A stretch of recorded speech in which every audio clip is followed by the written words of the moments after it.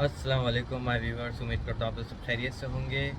तो ये जो मैं वीडियो बनाने वाला हूँ, एक रिसेंटली स्कैम हुआ है हमारे जानने वाले के साथ।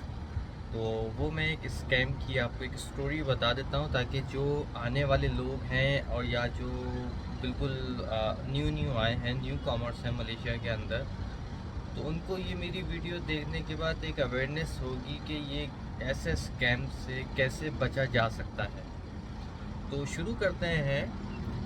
ये स्टोरी जो है एक मतलब डायरेक्ट मेरे दोस्त नहीं थे, मेरे एक जानने वाले थे। मतलब मेरे फ्रेंड थे, उनके भी एक जानने वाले थे जो अपना वाइफ का गोल्ड वगैरह हर चीज़ बेच के आए थे। बहुत एक छोटा सा काम करते थे, मतलब मैं आपको कहूँगा कि पान का एक केबिन था उनका कराची में।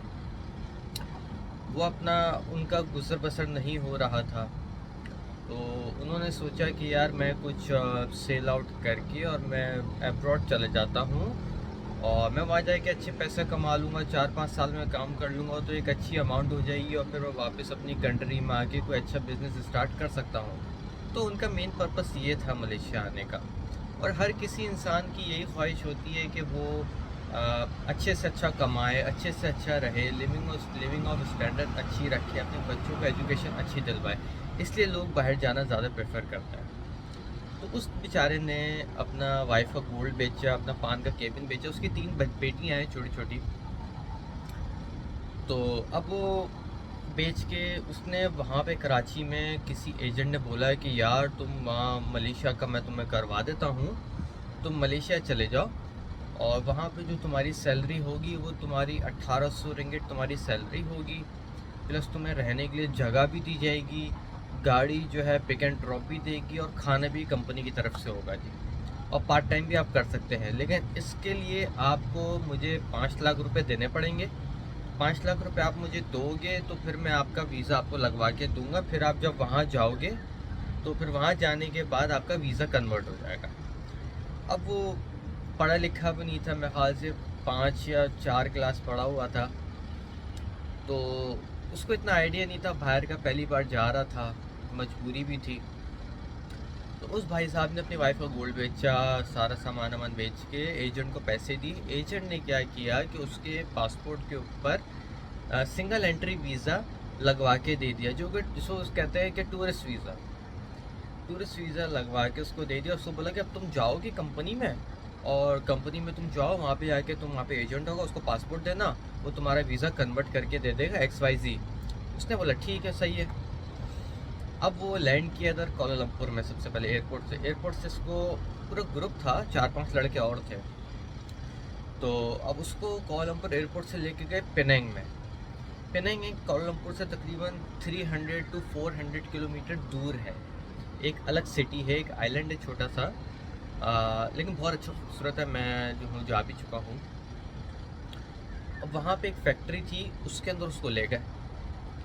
अब वहाँ पे फैक्ट्री के अंदर ही टॉप फ्लोर, मतलब टॉप फ्लोर से एक नीचे फ्लोर पे फैक्ट्री के अंदर ही एक रूम टाइप का बनाया हुआ, उसमें भाई 10-11 लड़के रह रहे। ठीक है, मतलब कि बिल्कुल ही थर्ड क्लास जगह। 1 महीना वो रहा, उसको पासपोर्ट वगैरह एजेंट को दे दिया, एजेंट ले गया था पासपोर्ट। अब वही जनाब वो एजेंट को फ़ोन करे तो एजेंट उसको एंटरटेन ना करे, झूठ बोले, टोपी ड्रामे। 1 महीना गुजर गया, जब आया उसकी सैलरी का टाइम, ठीक है, काम तो ले लिया कंपनी ने उससे, सैलरी का टाइम आया तो सैलरी उसको दी 600 रिंगिट। 1800 रिंगिट बताई गई थी और दी उसको 600 रिंगिट। उसने बोला कि सर मैंने पूरा काम किया है तो आप मुझे पूरी तनख्वाह दें। अच्छा, ये मैं चीज़ क्लैरिफाई कर दूँ सॉरी, जो ऑनर था वो चाइनीज़ था, वो पाकिस्तानी इंडियन नहीं था, वरना नॉर्मली पाकिस्तानी इंडियन ही हरकत करता है। अब उसको एंड में सैलरी दी 600 रिंगिट। उसने बोला कि सर ये तो इनफ नहीं। उसने बोला नहीं, अभी तुम नए आए हो, वीज़े में ख़र्चा वगैरह वगैरह वगैरह। उसने बोला चलो पहला महीना कोई बात नहीं, वीज़े में पैसे लग गए तो नेक्स्ट महीने में कमा लूँगा, चलो ठीक है, नेक्स्ट महीने में ओवर टाइम भी कर लूँगा। अब उसने नेक्स्ट महीने पूरे दिलो जान से उसने काम किया, मेहनती लड़का है। वो मैं आगे आगे अभी वीडियो के अंदर मैं बताता हूँ, इसी वीडियो में, कि मैं क्यों कह रहा हूँ वो मेहनती है। उसने बेचारे ने मेहनत करके काम किया पूरा। काम करने का, उसने ओवर टाइम भी किया उस महीने।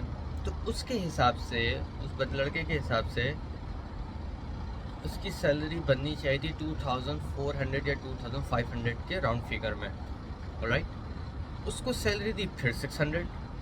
अब वो परेशान कि यार ये क्या बात है। उसने बोला कि सर अभी आपने बोला था कि वीज़े का होगा, ये होगा, वो होगा, और वीज़ा वाला भी इन बिटवीन, मतलब 2 महीने गुजर चुके हैं, वीज़ा जो एजेंट है वो टोपी ड्रामा कर रहा है, ठीक है। 3 महीने हो गए, 4 महीने हो गए, चौथे महीने पे उस लड़के ने मेरे दोस्त से कांटेक्ट किया। आजकल वो मेरा जो दोस्त है वो कराची में है, तो उससे उसने कांटेक्ट किया। उसने बोला कि यार दादा इस तरीके का सीन है, बंदा फंस गया है, एजेंट है, ये है, जानने वाला, कुछ करो यार। अब वो हमारा कुछ प्लान भी बन रहा था बाहर घूमने फिरने का दोस्तों के साथ। तो फिर मैंने दोस्त को बोला, मैंने कहा यार एक काम करते हैं, पिनंग में तुम उसको बोलो लोकेशन मुझे दे दे, मैं उसको ले आता हूँ। फिर जैसे तैसे करके हम पिनंग गए उसको आधी रात को, मतलब घर आते आते हमें जो है 4:30-5 बज गए थे सुबह के। उसको हम ले आए। वो मतलब ले यूं नहीं है, इज्जत से ले आए। वो वहाँ से कूदा फैक्ट्री से जान बचा के अपनी, क्योंकि उसका काम बेइंतहा लिया जा रहा था और बेइंतहा गलीज जगह पे वो रह रहा था, जो उसने मुझे पिक्चर्स दिखाई थी। अब जनाब अली उसको हम लेके आए अपने पास। उसको फिर हमने एक जगह पे जॉब दिलवाई। बेचारे ने दिल लगा के जॉब की। उसमें बहुत बोलता था, रोता था, मुझे मेरी फैमिली याद आ रही है, एजेंट ने धोखा दिया, ये किया, वो किया। फिर हमने उसका जो है पासपोर्ट बनवाया। पासपोर्ट बनवाने के लिए जब आपका पासपोर्ट लॉस्ट हो जाता है तो आपको इधर मलेशिया के अंदर पहले पुलिस स्टेशन में जाना पड़ता है, आपको एक पुलिस रिपोर्ट करवानी पड़ती है। पुलिस रिपोर्ट जब आप करवाएंगे, वो पुलिस रिपोर्ट आप एम्बेसी में जमा कराएंगे, देन ओनली आपका पासपोर्ट बन सकता है। हमने इसका सारे प्रोसेस कराया, पासपोर्ट उसके हाथ में आ गया, ठीक है। अब मैंने उसको बोला, मैंने कहा 2-3 महीने और काम कर, कुछ हाथ में कैश लेके जा फैमिली वालों के लिए। उसने कहा ठीक है। उस बेचारे ने 2-3 महीने काम किया, ओवर टाइम भी उसने किया। उसको हमने रूम दिलवा के दिया, मतलब जो हमसे हो सकता था बेचारे के लिए, उसके लिए हमने सारे एफर्ट्स किए। और वो आज तक वो रिगार्ड रखता है कि यार मैं फंसा था, मेरा मुंह देने के लिए ये लोग आए थे, इन्होंने काम करके दिया। अब खाली पासपोर्ट पर आप फ्लाई कर नहीं सकते। उन दिनों खुले हुए थे एम्बेसी की तरफ से जो है आउटपास कहते हैं उसको, आउटपास खुले हुए थे कि जो एक एम्बेसी ने एक ऑफ़र लगाई हुई थी और एक प्रोग्राम जो है एफिलिएट किया हुआ था और इमिग्रेशन के साथ यहाँ की, कि जो यहाँ पे इलीगल है वो अपनी कंट्री से आउटपास ले ले, मतलब एक पेपर होता है वो ले ले, और हम उस पर स्टैम्प लगा देंगे, हमारे यहाँ पे फ़ीस भरे और इज़्ज़त के साथ यहाँ से चला जाए। लेकिन उसमें बंदा 5 साल के लिए ब्लैक लिस्ट हो जाता है। खैर हमने उसको समझाया कि यार अभी तुम मत जाओ, कुछ टाइम रह लो, कुछ कमा लो, जो तुमने लॉस हुआ वो सारा कवर अप कर लो, फिर बेशक चले जाना। लेकिन जाहिर सी बात, उसकी फैमिली वहाँ पे अकेली थी, बच्चियाँ अकेली थी, तो उसने फिर नहीं सोचा। उसने फिर बोला कि नहीं मुझे जाना है बस। 6-7 महीने उसने यहाँ पे काम किया, कुछ हाथ में कैश भी लेके गया। उसको मैंने 2-3 गिफ्ट भी दिए उसके बच्चों के लिए, तो बेचारा माशाल्लाह से वो खुश है वहाँ पे।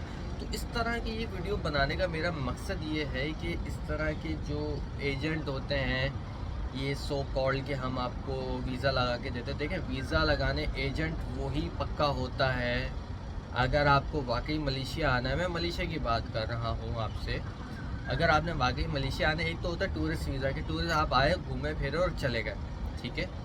एक होता है कि आप इधर वर्क परमिट पा रहे हो। वर्क परमिट के लिए 2-3 तरीके होते हैं। सबसे बेस्ट जो तरीका होता है लीगल वे के लिए, वो बेस्ट तरीका ये होता है कि आप अपनी एजेंट को बोलें कि आप मुझे वहाँ से कॉलिंग भेजो। कॉलिंग का पूरा लेटर होगा, कॉलिंग लेटर आप वो लीजिए। कॉलिंग लेटर लेके आप खुद एम्बेसी जाएँ मलेशिया की, या जनरल कौंसलेट आप चले जाएँ, वहाँ पे अपना पासपोर्ट जमा कराएं, फ़ीस जमा कराएं, और आपको वो लोग सिंगल एंट्री वीज़ा लगा के देंगे। फिर उस वीज़े के ऊपर और कॉलिंग आपके हाथ में होनी चाहिए। वो जब आप लेके इधर फ्लाई करेंगे मलेशिया के एयरपोर्ट पे, तो यहाँ पे जिस कंपनी की आपकी कॉलिंग है, वहाँ पे कंपनी में आपने अपना पासपोर्ट और कॉलिंग सबमिट करानी है, दैन आपका 1 ईयर का स्टिकर लग जाता है वर्क परमिट। ये इसका पूरा प्रोसीजर होता है। अगर एजेंट आपको विदाउट कॉलिंग और डायरेक्ट सिंगल एंट्री वीज़ा लगा के दे दे, इट मीन्स कि उसने कोई 2 नंबरी की है, या उसकी कैसी इंटेंशन है 2 नंबर करने की, 2 नंबरी करने की।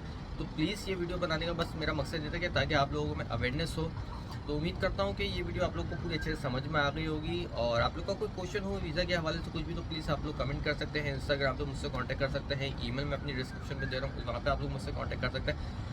तो आप लोगों से फिर मुलाकात होती है अगली वीडियो में। अपना बहुत ज़्यादा ख्याल रखें। अल्लाह हाफ़िज़।